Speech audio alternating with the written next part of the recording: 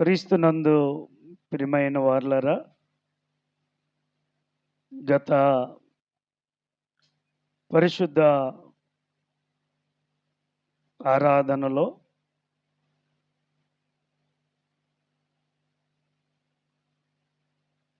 పరిశుద్ధ లేఖన గ్రంథాల నుండి ఒక మంచి పాఠము నేర్చుకోవడానికి ప్రభు మనందరికీ సహాయము చేశారు. ఏంటి ఆ పాఠము అని మనం గమనిస్తే, దేవుడు కుటుంబ వ్యవస్థను స్థాపించాడు. ఆ కుటుంబమునకు రాజు పురుషుడైతే రాణి స్త్రీ. ఈ రాజు, ఈ రాణి రాజ్యర్కానికి రాజ్యములో ఉన్నటువంటి పిల్లలకు ఏ విధంగా పిల్లలు ప్రజలు అనుకుంటే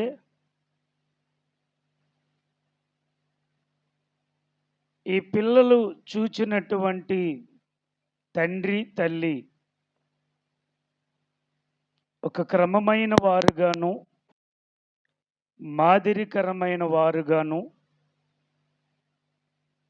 భక్తి కలిగినటువంటి తండ్రిగా తల్లిగా ఉండునప్పుడు ఆ పిల్లలు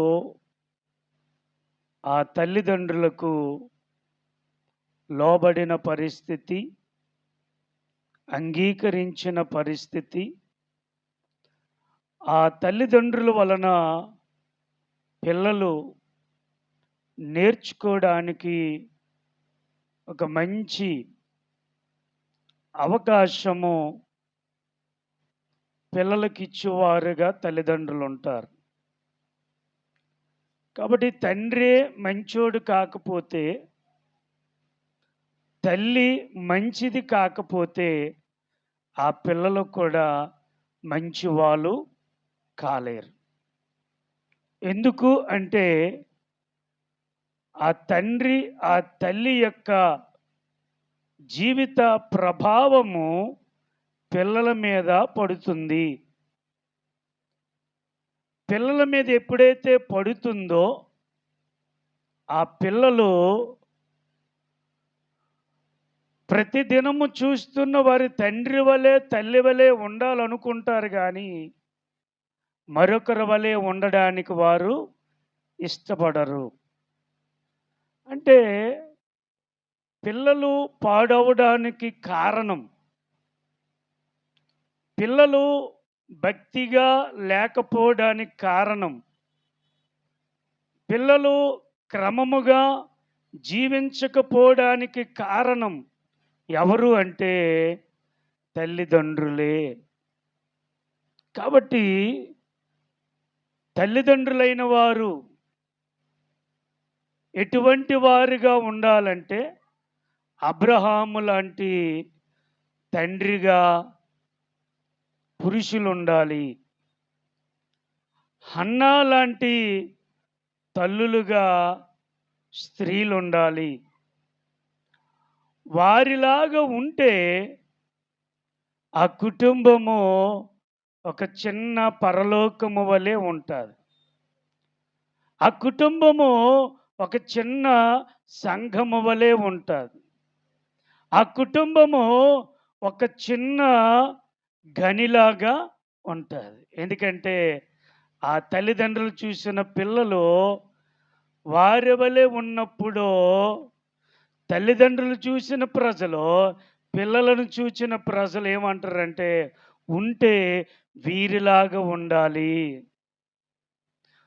వీరిలాగా మాట్లాడాలి, ఇలాంటి వారి వలె నడవాలి మన బ్రతుకులని ఆదర్శంగా తీసుకోవాలి. ఈ రోజున తల్లిదండ్రులైనటువంటి వారు ఆ రీతిగా ఉండకపోవడం అనేది చాలా బాధకరమైనటువంటి విషయం. అందుకే కొన్నిసార్లు పిల్లలు మన మాట వినకపోయినప్పుడు, మనము చెప్పినది చేయకపోయినప్పుడు, మన కోపం వచ్చినప్పుడు, వారిని మందలించటానికి చూచినప్పుడు పిల్లలు రెక్లెస్‌గా మనకు సమాధానము చెప్తారు. ఎందుకు అంటే, "నువ్వు సరిగా లేవు. నన్ను సరిగా ఉండమని చెప్తున్నావు. నువ్వు భక్తిగా లేవు. నన్ను భక్తిగా ఉండమని చెప్తున్నావు. నువ్వు నీతిగా లేవు. అబద్ధాలాడే గుణము నీలో ఉంది. నన్ను నీతిగా ఉండమంటున్నావు. ఇది ఎలా కరెక్టు" అని పిల్లవాడు మనసులో అది నాటుకుపోద్ది.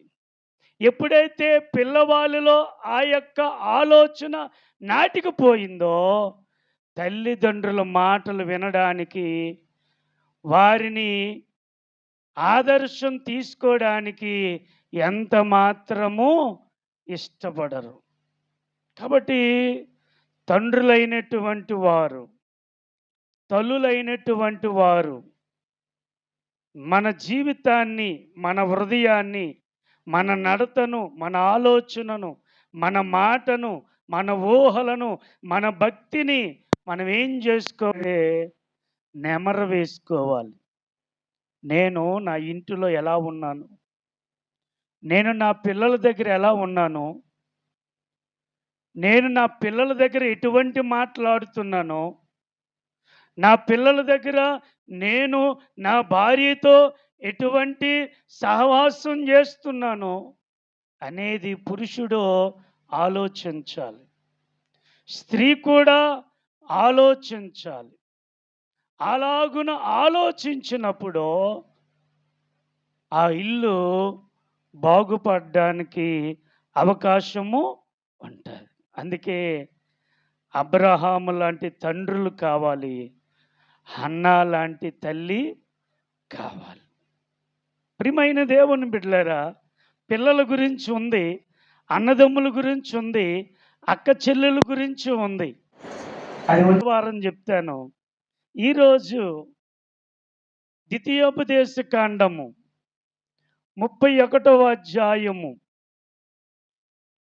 ప్రియులారా 5వ వచనము నుండి 8వ వచనము వరకు చదువుకున్నాం. 8వ వచనం వరకు చదువుకున్నాం. ఆ వాక్య భాగములో మనకేం కనబడుతుందంటే, నీ ముందర నడుచువాడు యెహోవా.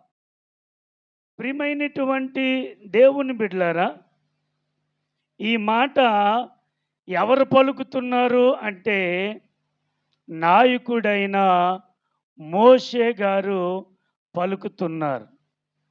ఎవరితో పలుకుతున్నారు అంటే, యెహోషువతోనూ ఇజ్రాయేలు ప్రజలందరితోనూ మాట్లాడుతూ ఉన్నాడు. ఎందుకు మాట్లాడుతున్నాడు అంటే, ప్రియమైనటువంటి దేవుని బిడ్డలారా, ఎందుకు మాట్లాడుతున్నాడంటే, మోషే కాలము ముగింపుకొస్తా ఉంది. మోషే జీవితము ముగింపుకొస్తా ఉంది. ముగింపుకొస్తున్నటువంటి సందర్భంలో దేవుడు మోషేతో మాట్లాడాడు. మోషే, నీ యొక్క నాయకత్వం ముగించబడతా ఉంది. నీవు నీ జీవితం ముగించబడతా ఉంది. కాబట్టి ఇజ్రాయేలు ప్రజలను నడిపించటానికి యెహోషువను నీవు ఏర్పాటు చేయి. యెహోషువను అభిషేకించు. యెహోషువ చిన్నవాడు, యవనస్తుడు. మోషే గారికి శిష్యరకం చేసినటువంటి వాడు, శిష్యుడు. మోషే పరిచారకుడు, అనుభవము తక్కువ ఉన్నవాడు. ప్రియులారా, నువ్వు యెహోషువను ఏర్పాటు చెయ్యని దేవుడు చెప్పి ఇజ్రాయేల్ అందరినీ కూడా ఒక దగ్గరికి పోగు చేయమన్నాడు. పోగు చేసి ఏమంటున్నాడంటే, నాకు 120 సంవత్సరాలు వచ్చాయి,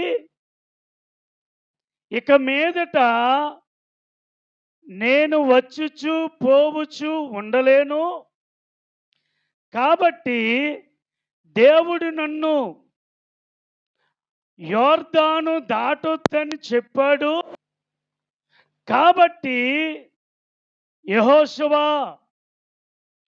ఈ ప్రజలను నీవే నడిపించాలి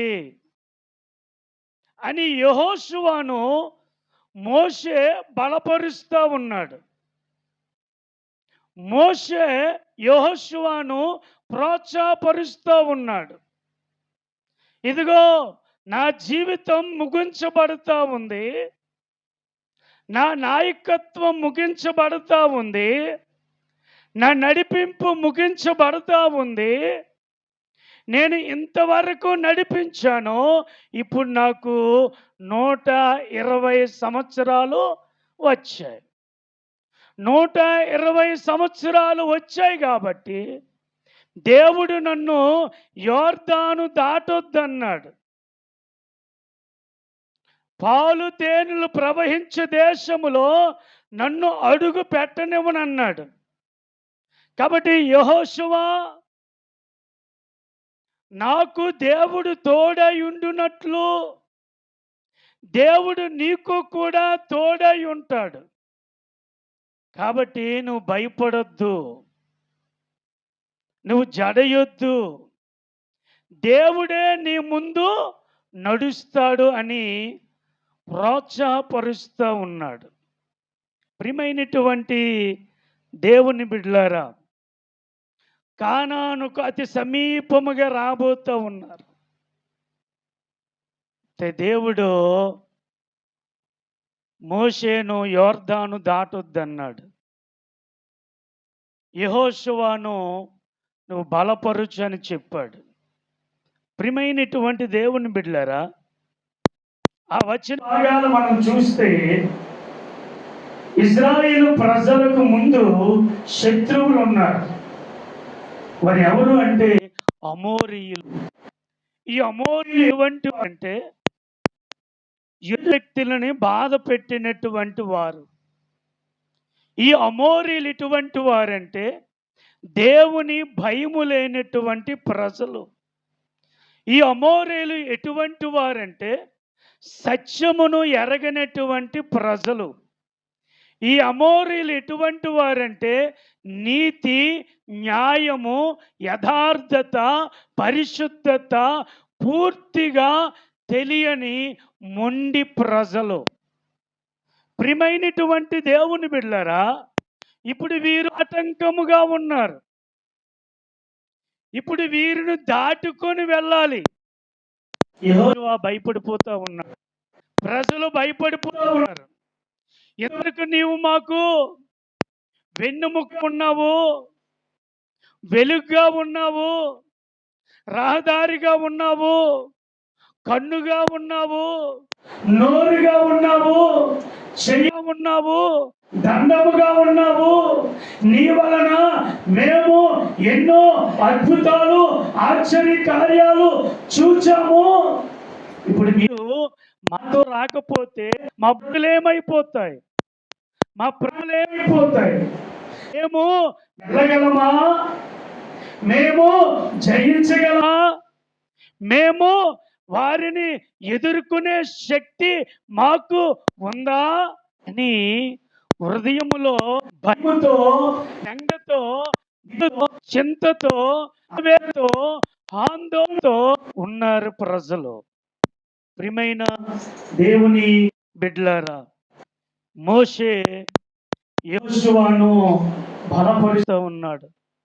కొన్నిసార్లు మన జీవితంలో కూడా ఇటువంటి ప్రయాణాలు కొనసాగుతూ ఉంటాయి. కొన్నిసార్లు మన జీవితంలో కూడా ఇటువంటి శత్రువులు, అమోరీయులంటి శత్రువులు ఏలుబడి చేస్తూ ఉంటారు. వారు మన ముందు పెద్దగా ఉంటారు, మన ముందు బలముగా కనబడతారు, మన ముందు ఎత్తర కలిగిన వారుగా ఉంటారు. వారిని చూచి కూడా కొన్నిసార్లు మనము కూడా భయపడిపోతాం. మనకున్న భారాలను బట్టి, మనకున్న సమస్యలను బట్టి, మనకున్న ఇరుకులను బట్టి, మనకున్న అవసరతలను బట్టి, మనకున్న అక్కర్లను బట్టి, మనకున్న వేదనలను బట్టి నా బ్రతికేమైపోద్దో, నేనేమైపోతానో, నా పిల్లలు ఏమైపోతారో, నా ఇల్లు ఏమైపోద్దో, నా ప్రజలు ఏమైపోతారో అని మనసులో వేదన కలుగుతూ ఉంటారు. మన ముందు ఏలుబడి చేస్తున్నటువంటి అది మన కళ్ళకు పెద్దగా కనబడినట్లుగా ఉంటుంది. మనము దానిని జయించటానికి భయపడిపోతూ ఉంటాం. ఇజ్రాయేలు ప్రజలు, యెహోషువ కూడా వారిని చూచి భయపడిపోతూ ఉన్నారు. మోషే అంటున్నాడు, ఏమంటున్నాడంటే, యెహోషువ, దేవుడు వారిని మీకు అప్పగిస్తాడు, ఆ దేశాన్ని మీరు స్వాధీనపరుచుకుంటారు, మీకు ముందర దేవుడు నడుస్తాడు అని చెప్పినప్పుడు, ప్రియమైనటువంటి దేవుని బిడ్డలారా, మోషే అంటాడు, దేవుడు ఓగును ఆగోగు అనే రాజులను నీ చేతికి అప్పగిస్తాడు. నువ్వు భయపడొద్దయ్యా, నా పక్షముగా ఎలాగైతే దేవుడు ఉన్నాడో నీ పక్షముకు కూడా దేవుడు ఉంటాడని చెప్పాడు. కాబట్టి ఎప్పుడైతే అవన్నీ చెప్పినప్పటికీ యెహోషువ అనుభవం తక్కువ కాబట్టి, యవనస్తుడు కాబట్టి, పడుచువాడు కాబట్టి భయపడిపోతూ ఉన్నాడు. అప్పుడు మోషే అంటున్నాడు, ఏమన్నాడు చూడండి ప్రియమైన 8వ వచనం, నీ ముందర నడుచువాడు యెహోవా, ఆయన నీకు తోడై ఉన్నాడు, ఆయన నిన్ను విడువడు, నిన్ను ఎడబాయుడు, భయపడకము. ఇజ్రాయేల్ అందరి ఎదుట చూసారండి ప్రియులరా, నిబ్బరము కలిగి ధైర్యముగా ఉండుము. యెహోషువ, దేవుడు నీకు తోడై ఉన్నాడు, నీకు ముందుగా నడుస్తూ ఉన్నాడు. నీవు వారిని చూచి, వారి పరిస్థితులు చూచి నీవు భయపడొద్దని చెప్తున్నాడు. ప్రియమైన దేవుని బిడ్డలారా, నీతో వచ్చేవాడు యెహోవా. మోషే యెహోషువతో ధైర్యము చెప్పుతూ ఉన్నాడు. ఈరోజు దేవుడు నీతో నాతో ఈ వాగ్దానము అనుగ్రహిస్తున్నాడు. ఏంటో తెలుసా?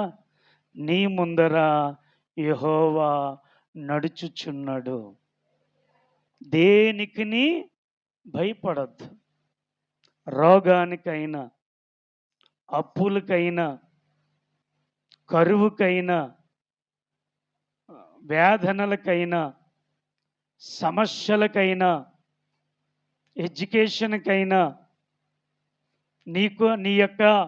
నువ్వు ఉద్యోగం చేస్తున్న స్థలములో నీకు శత్రువులుగా ఉన్నారా? భయపడొద్దు, ఆయన నీ పక్షముగా ఉంటున్నాడు. ఈ వాగ్దానము ఎత్తి పట్టుకొని మనం ప్రార్థన చేయాలి. ఈ వాగ్దానము ఎత్తి ప్రభువుని అడగాలి, అయ్యా నువ్వు నా ముందు ఉన్నావు కదా, నాకు భయము లేకుండా ధైర్యపరిచి నడిపించని అడగాలి. ప్రియమైనటువంటి దేవుని బిడ్డలారా, నీ ముందర నడిచినటువంటి యెహోవా ఏం చేస్తాడు అంటే, ఏం చేస్తాడు తెలుసా? నీకు ఆటంకముగా అడ్డుగా ఉన్న అడ్డులన్నీ కూడా పడగొడతాడు. హల్లెలూయా. నీ ముందర నడిచినటువంటి యెహోవా నీ కొరకు ఏం చేస్తున్నాడంటే, నీకు ఏవైతే అడ్డుకున్నాయో యెహోషువ, నీకేవైతే అడ్డుకున్నాయో, నీకెవరైతే ఆటంకంగా ఉన్నారో, నువ్వెవరిని చూసైతే భయపడుతున్నావో వారందరూ కూడా దేవుడు పడగొడతాడు. ఆ అడ్డులను పడగొడతాడు. నీ ముందర లేకుండా చేస్తాడు. ఎంతటి వాగ్దానం అండి. ప్రియమైనటువంటి దేవుని బిడ్డలారా, దేవుడు వాగ్దానం చేసేవాడు అబద్ధము ఆడడు. ఆయన అబద్ధం ఆడడానికి నరుడు కాడు. ఆయన అన్యాయస్తుడు కాడు. నీ కన్నీరును చూచినవాడు, నీ మనోదుఃఖాన్ని చూచినవాడు, నీ హృదయ తలంపులను ఎరిగినవాడు, నీ మనసును తెలిసినవాడు నీతో వాగ్దానం చేస్తున్నాడు. ఏంటంటే, నీ ముందర నేను నడుస్తాను. నీ ముందర నడిచి నీకున్న అడ్డులన్నీ కూడా పడగొడతాను. మీకా గ్రంథం 2వ అధ్యాయం 13వ వచనం చూడండి.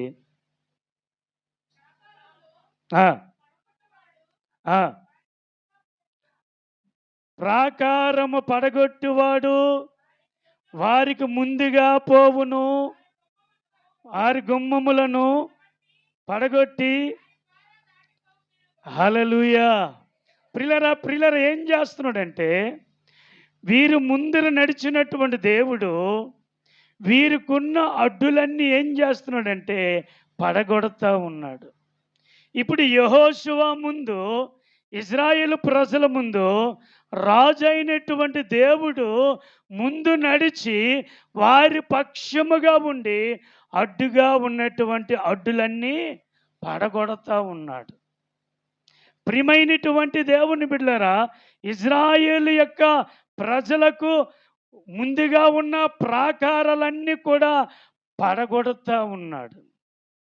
కాబట్టి ఇక్కడ మనం జ్ఞాపకం చేసుకున్నట్లయితే, ఇజ్రాయేలు ప్రజలు వాగ్దానం చేసిన దేవుడు పయనించినప్పుడు వారు ముందుగా అడ్డుగానున్న యెరికో గోడలను ఏం చేశాడు?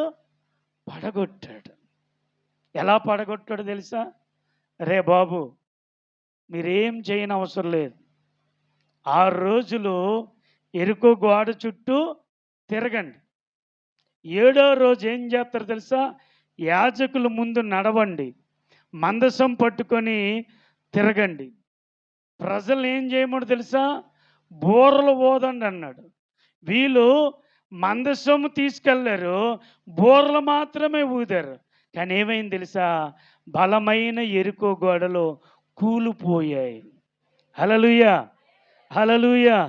ప్రియమైనటువంటి దేవుని బిడ్డలారా, ప్రజలు కేకలు వేయమన్నాడు, యాజకులను మందసాన మోసి బోర్లు ఊదమన్నాడు. పడగొట్టువాడు ఎవరు? యెహోవాయే. బలమైన యెరికో గోడలో పడగొట్టాడు. కాబట్టి ప్రియమైనటువంటి దేవుని బిడ్డలారా, ప్రభువే ప్రాకారాలను పడగొట్టువాడు. ఎందుకంటే ఆయన నీ ముందర నడిచినటువంటి వాడు. ప్రియమైనటువంటి దేవుని బిడ్డలారా, ప్రియమైనటువంటి సంఘమా, ఈ ఉదయకాల సమయంలో దేవుడు నీతో నాతో వాగ్దానం చేస్తున్నాడు. మన అడ్డులను పడగొట్టువాడు ఆయనే. మన అడ్డులను పడగొట్టువాడు ఆయనే. కాబట్టి ఆయన మన ముందు నడుస్తున్నాడు. ఎందుకు నడుస్తున్నాడంటే మన అడ్డులను పడగొట్టువాడు. రోగము చేత 18 సంవత్సరాల నుండి ఒక ఆమె బాధపడిపోతూ ఉంది. మందిరానికి వస్తూ ఉంది, ప్రార్థనలో పాల్గొంటూ ఉంది, కానుకలు వేస్తూ ఉంది, ప్రార్థన చేస్తూ ఉంది. కానీ నడుము వంగడము పోలే. నడుము వంగిపోయే వస్తూ ఉంది. ఎన్ని సంవత్సరాలు? 18 సంవత్సరాలు. హల్లెలూయా! ఎంత ఓపికో ఆ తల్లికి. దేవుడి మీద ఎంత నమ్మకమో. 18 సంవత్సరాలను వస్తుంది, కానుకేస్తుంది, మందిరంలో కూర్చుంటుంది. కానీ ఆమె జబ్బు బాగుపడలా. చాలామంది మందిరాలకు వస్తున్నారు, కానీ జీవితాలు మారినట్లుగా దేవునికి కనబట్లా. యేసుప్రభు వారు మా దేవుడే, ఆయన మా రాజు అంటూ ఉన్నారు, కానీ జీవిత విధానాల్లో మార్పులు లేవు. యేసయ్య చూశాడు, అమ్మా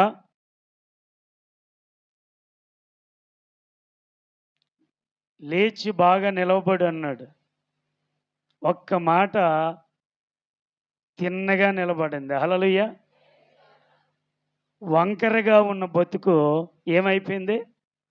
తిన్నగా అయిపోయింది. చాలామంది బ్రతుకులు వంకరగా ఉంటాయి, కానీ తిన్నగా ఉండలేరు. యేసయ్య ఆమె జీవితములో వంకరగా ఉన్న అడ్డంకిని ఏం చేశాడంటే పడగొట్టాడు. తిన్నగా చేశాడు. తిన్నగా చేస్తే యేసయ్యకు స్తోత్రాలు చెల్లిస్తూ ఉంది. చూసారా? ఆమె అనుకుందా నా నడుము వంగిపోయే బతుకు బాగుపడుతుందని ఎప్పుడు అనుకుందా? అనుకోలే. కానీ అక్కడ ఎవరు వచ్చారంటే రాజు వచ్చాడు. ఏ రాజు వచ్చాడంటే రక్షకుడైన రాజు వచ్చాడు. ఆ రక్షకుడు ఏం చేశాడంటే ఆమెను రక్షించుటకు ఇష్టపడ్డాడు. ఏ వ్యాధి అయితే ఆమెను పట్టి పీడిస్తూ వంగిపోయిన బ్రతుకు చేస్తుందో ఆ రోగాన్ని ఆయన నయము చేశాడు. హల్లెలూయా! ప్రియమైన దేవుని బిడ్డలారా, మనం విశ్వాసం ఉంచితే మనకు అడ్డుగా ఉన్న గోడలను ఏం చేస్తాడంటే పడగొడతాడు. రెండవదిగా ఏం చేస్తాడంటే నీ ముందర నడిచినటువంటి దేవుడు ఏం చేస్తాడంటే నీ పక్షముగా యుద్ధము చేస్తాడు. హల్లెలూయా! ఏం చేస్తాడు? నీ పక్షముగా యుద్ధం చేస్తాడు. ప్రభువే మన పక్షముగా యుద్ధం చేస్తే మనకు విరోధి ఎవడు అనే మాట ఉంది కదా. ప్రభువే మన పక్షముగా ఉంటే గొలియాతు లాంటోడైనా ఏం కాదు. ఎందుకో తెలుసా? ప్రభువు మన పక్షముగా ఉన్నాడు గనుక, ప్రభువు మనతో ఉన్నాడు గనుక, ప్రభువు మనలో ఉన్నాడు గనుక ఆయన ఏం చేస్తాడంటే శత్రువులతో మన పక్షముగా యుద్ధం చేస్తాడు. కాబట్టి ప్రియమైనటువంటి దేవుని బిడ్డలారా, ప్రియమైనటువంటి సంగమా, యెహోవా వారి పక్షముగా ఉన్నాడు. నిర్గమకాండము 14వ అధ్యాయము 25వ వచనము చూడండి. ఐగుప్తు యొక్క ప్రజలు సైనికులు ఏం మాట్లాడుతున్నారో.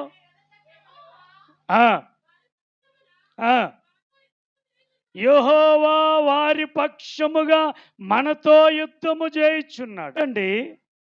ఇజ్రాయేలు ప్రజలు ఎర్ర సముద్రములో నుండి వారు ఆరిన నేలపై వెళుతూ ఉండగా ఐగుప్తు యొక్క సైన్యము రథాలు వారిని వెంబడిస్తున్నప్పుడు సముద్రములోనికి, ఎర్ర సముద్రంలోకి, ఆరిన నేల మీదకి రథాలతో వచ్చేసారు. వాళ్ళు ఏమంటున్నారు తెలుసా? దేవుడు వారి పక్షముగా మనతో యుద్ధం చేస్తున్నాడు. ఇప్పుడు ఇజ్రాయేలు పక్షముగా ఎవరు ఐగుప్తీయులతో యుద్ధం చేస్తున్నాడు? దేవుడు, దేవుడైన యెహోవా. ఈ మాట ఎవరు పలికారు? ఐగుప్తు యొక్క సైనికులు. అరే మనం జయించలేమురా, మనం ముందుకు వెళ్ళలేమురా, వారు మనతో యుద్ధం చేయలేదు, వారి దేవుడు మనతో యుద్ధం చేస్తున్నాడు. ఎంత గొప్ప మాట! నువ్వు నిజంగా విశ్వాసమైతే, నువ్వు నిజంగా భక్తిపరుడు అయితే, నువ్వు నిజంగా దేవునితో అంటు కట్టబడితే, దేవుడు ఏం చేస్తాడు తెలుసా? నీ పక్షముగా నిలబడి, నీ పక్షముగా ఎదుటి వారితో యుద్ధం చేస్తాడు. ఇప్పుడు ఇజ్రాయేల్ పక్షముగా దేవుడు ఐగుప్తీయులతో యుద్ధం చేశాడు. ప్రియులారా, మనం చూసుకున్నట్లయితే ఏమంటున్నాడంటే, నిర్గమకాండము 13వ అధ్యాయము 13, 14 వచనములో ఏమంటాడంటే, ఇక మీరు ఐగుప్తీయులను చూడనే చూడరు. హల్లెలూయా. దేవుడు వారి పక్షముగా యుద్ధం చేస్తున్నాడు. అంత మాత్రమే కాదు, నిర్గమకాండము 14వ అధ్యాయము 19, 20 వచనాల్లో చూస్తే, దేవుడైన యెహోవా ఇజ్రాయేలు పక్షముగా ఉండి ఏం చేస్తున్నాడంటే, ఐగుప్తీయులతో యుద్ధం చేస్తూ దేవుడు వారికి మేఘమును పంపి ఐగుప్తీయులకు అడ్డుగా మేఘాన్నుంచి ఇజ్రాయేలు ప్రజలకట వెలుగుగా ఉంచాడంట. హల్లెలూయా. చూడండి ఎంత విచిత్రమో. ఇజ్రాయేలు ప్రజలు వెళ్ళడానికి వెలుగు చూపించాడో, ఐగుప్తులు వెనక్కి వస్తే వారికి చీకటిని వాళ్ళు చీకటిలో తడుముకుంటూ ఉన్నారు, ముందుకు వెళ్ళలేకపోతూ ఉన్నారు. ఎందుకో తెలుసా? ఇజ్రాయేలు ప్రజల పక్షముగా దేవుడు యుద్ధం చేస్తాడు. ఈరోజు నీ పక్షముగా దేవుడు యుద్ధం చేస్తాడనే విషయాన్ని మర్చిపోవద్దు. ఎవరైనా నిన్ను కృంగగొడుతున్నారా? ఎవరైనా నిన్ను బాధ పెడుతున్నారా? ఎవరైనా నిన్ను ఇబ్బంది పెడుతున్నారా? ఎవరైనా నిన్ను అవమానపరుస్తున్నారా? ఎవరైనా నీ మీద అబండాలు వేస్తున్నారా? ఎవరైనా నీ మీద లేనిపోని గేలి చేస్తున్నారా? అయితే ఒక మాట, దేవుడు నీ పక్షముగా యుద్ధం చేస్తాడు. దేవుడే నీ పక్షముగా ఉండి నీ శత్రువులతో యుద్ధం చేస్తాడు. కాబట్టి ప్రియులారా, కృంగిపోవద్దు, దిగులు చెందవద్దు, బాధ పడవద్దు. దేవుడు నీ పక్షముగుంటే నీ పక్షముగా ఆయన యుద్ధం చేయడానికి ఎల్లప్పుడూ కూడా సిద్ధముగా ఉంటాడు. నీ నోటికి పని అప్పచెప్పకు, నీ చేతికి పని అప్పచెప్పకు, నీ మనసుకు పని అప్పచెప్పకు. ఎవరికి అప్పచెప్పాలి? ఎవరైనా ఒక మాట అంటే నువ్వు మాటకు మళ్ళీ నీ నోటికి పని చెప్పకూడదు. దేవా నీకు స్తోత్రం, వారిని క్షమించు అనాలి. నువ్వు కూడా లకారాలు వకారాలు పలికావనుకో, దేవుడు నీ పక్షముగా ఉండడు, దేవుడు నీ ముందర నడవడు, దేవుడు నీతో మాట్లాడు. ఎందుకని? ఆయన చిత్తానికి నువ్వు అప్పచెప్పలేదు గనక. నీ శత్రువులు మాట్లాడినట్టు నువ్వు మాట్లాడితే నీ పక్షంగా ఎలాగ ఉంటాడు దేవుడు? కాబట్టి నీ శత్రువులు నీతో గొడవ ఆడినప్పుడు నువ్వు గొడవ ఆడకూడదు. ఏం చేయాలి తెలుసా? ప్రార్థన చేయాలి, దేవునికి అప్పచెప్పాలి. అప్పుడు దేవుడు ఏం చేస్తాడంటే, ప్రియులారా, నీ పక్షముగా యుద్ధము చేసి నీకు వెలుగుగాను శత్రువులకు చీకటిగా ఉంచుతాడు. కాబట్టి నీ ముందర నడిచిన యెహోవా నీ అడ్డులను పడగొడతాడో, నీ పక్షముగా యుద్ధం చేస్తాడు. మూడవదిగా చూడండి ప్రియులారా, ఏమంటున్నాడంటే, నిర్గమకాండం 14వ అధ్యాయము 22వ వచనం చూడండి. ఆ నీళ్లు వారి కుడి ఎడమ ప్రక్కలను వాటి గోడల వలె రాశి వలె నిలిచిపోయాయి. ప్రియులారా, మూడవదిగా చూస్తే నీ పక్షముగా యుద్ధం చేసేవాడు ఏం చేస్తాడంటే, ఏవైతే నీకు అడ్డుగా ఉన్నాయో వాటిని రహదారులుగా చేస్తాడు. హల్లెలూయా. నీ ముందు ఏవైతే కొండలుగా ఉన్నాయో వాటిని కరిగిస్తాడు. నీ ముందర ఏవైతే ముళ్ళ కంచెలుగా ఉన్నాయో వాటిని కాల్చివేస్తాడు. నీ ముందర ఏవైతే ప్రిలరా మరి గజాలతో ఉన్నాయో వాటిని తుత్తునీలుగా చేస్తాడు. హల్లెలూయా, హల్లెలూయా, హల్లెలూయా. కాబట్టి ప్రిలరా, ప్రియమైనటువంటి దేవుని బిడ్డలరా, దేవుడి నీళ్లను వారికి రహదారిగాను హాని చెయ్యని రీతిగా దేవుడు వారి పక్షముగా ఉన్నాడు. ఇప్పుడు మన ఏరు వచ్చిందనుకో, గడ్డ ఫుల్గా వచ్చిందనుకో, మనం దిగిపోయాం అనుకో, ముందుకెళ్తామా కొట్టుకెళ్ళిపోతామా? ఏంటో ఏటవుతావు? కొట్టుకెళ్ళిపోతాం. యేసయ్య నువ్వు అన్నావు కదా, వాక్యం అన్నాం కదా, ఆ వాక్యం నా జీవితంలో నెరవేరలేదంటే నువ్వు వాక్యం ప్రకారం ఉంటే కదా నీ పక్షంగా ఉండ. ప్రియులారా, ఇక్కడ ఏమైంది తెలుసా? వీళ్ళకు నీళ్లు రహదారిగా ఇచ్చింది, ఆ నీళ్ళే గోడగా ఉన్నాయి. ఎందుకంటే దేవుడు వీరి పక్షముగా ఉండి నడుస్తున్నాడు గనక, వీరి పక్షముగా యుద్ధం చేస్తున్నాడు గనక దేవునికి ఆటంకముగా ఉన్న ప్రతీది కూడా ఆయన తీసివేస్తూ ఉన్నాడు. ఈ ఉదయకాల సమయమున దేవుడు నీతో నాతో మాట్లాడుతున్నాడు. ఆయన్ని ముందర నడుస్తూ ఉన్నాడు. ఆయన అధికారానికి నువ్వు అప్పచెప్పాలి నీ జీవితాన్ని. అయ్యా, నా ముందు నువ్వు నడు, నీ వెనక నేను నడుస్తానని ప్రమాణం చేసుకొని బ్రతకాలి. చాలామంది ఏం చేస్తున్నారంటే ప్రభువుని వెనక పెట్టేస్తున్నారు, వారు ముందు నడుస్తున్నారు. అందుకే అపజయాలు అవుతున్నాయి, అందుకే ఆవేదనలు మిగిలిపోతూ ఉన్నాయి, అందుకే కన్నీరుగా ఉండిపోతున్నాయి. కారణం ఏంటంటే ప్రభువును ముందు పెట్టట్లేదు. ప్రభువుని ముందు పెట్టాలి, మనం వెనక నడవాలి. అప్పుడు మన జీవితాలు జయ జీవితాలుగా మారుతాయి. హల్లెలూయా, హల్లెలూయా. కాబట్టి ప్రియమైనటువంటి దేవుని బిడ్డలారా, ప్రియమైనటువంటి సంగమా, ఈ ఉదయకాల సమయంలో ప్రభు నీతో నాతో మాట్లాడుతున్నాడు. నీ ముందర నడుచు యెహోవా నేనే. మన ముందర ఎవరు నడుస్తున్నాడంటే ప్రభు నడుస్తున్నారు. ప్రభు మన ముందు నడిస్తే ఆయన వాగ్దానం చేస్తున్నాడు, దేనికి భయపడద్దు, దేనికి భయపడద్దు. నీ అడ్డులను నేను పడగొడతాను, నీ పక్షముగా యుద్ధం చేస్తాను, నీకు జయమును ఇస్తాను. హల్లెలూయా. ప్రియమైన దేవుని బిడ్డలారా, ఇజ్రాయేల్ దేశము చాలా చిన్న దేశం, చాలా చిన్న దేశం. కానీ ప్రపంచము ఇజ్రాయేల్ దేశాన్ని చూసి భయపడుతుంది. ఎందుకో తెలుసా? లేఖనాలు నెరవేరబడుతున్నాయి. ఉదయకాల సమయంలో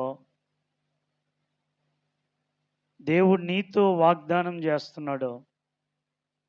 నీ జీవితాలు ఏ విధంగా ఉన్నాయో బయటికి చెప్పలేక కృంగిపోతున్నవేమో, దేవుడు వాగ్దానం చేస్తున్నాడు. ఏంటో తెలుసా? నీ ముందర యెహోవా నడవడానికి ఇష్టపడతా ఉన్నాడు. నీకు ఏలుబడి చేసిన ప్రతి అడ్డంకాలు ఆయన పడగొట్టడానికి ఇష్టపడతా ఉన్నాడు. నీ పక్షముగా ఆయన ఉండి నీ శత్రువులతో యుద్ధము చేయడానికి ఆయన ఇష్టపడతా ఉన్నాడు. హల్లెలూయా. ఏ ఆలోచనతో వచ్చావో దేవుడే మన పక్షం యుద్ధం చేస్తాడు. కాబట్టి ఆయన అధికారానికి మనము అప్పచెప్పుకోవాలి. ప్రభువా, నా ముందర నడయ్యా, నేను ముయ్యలేనివి చేయలేనివి చాలా ఉన్నవయ్యా, నీ సహాయం నాకు దయచేయ. అది ఎటువంటిదైనా దేవుడు అనుగ్రహిస్తాడు. దేవునికి సమస్తము సాధ్యం. అడ్డులన్నీ పడగొడతాడో నీ పక్షముగా యుద్ధం చేస్తాడు. దేవుడు ఈ మాటలు దీవించునుగాక.